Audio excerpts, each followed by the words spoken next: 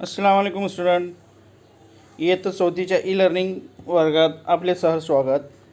गेल्या वेळी आपण आगगाडी ही कविता वाचलेली आहे. तर आज आपण आगगाड़ी ह्या कवितेच्या प्रश्नोत्तर लिखनार आहोत.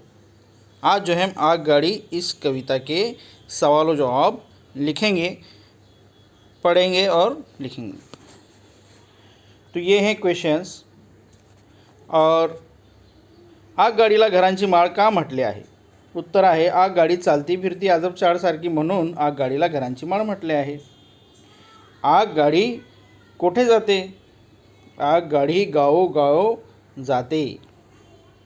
आगगाडी कशाला भीत नाही? आगगाडी पाऊस, वारा व वादळाला भीत नाही. तर हे आहेत आपल्या प्रथम 3 प्रश्नांचे प्रश्नोत्तर. आता पुढचे जे 3 प्रश्न आहेत बघूया काय आहेत. प्रश्न ई, आगगाडीला कोण अडवू शकत नहीं? यानी आगगाड़ी को कौन नहीं रोक सकता? आगगाडीला नदी व पहाड़ अडवू शकत नहीं.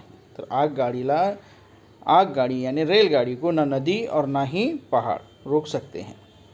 आगगाडीला टाटा करणारे कोण? आगगाडीला टाटा करणारे सर्व झाडे.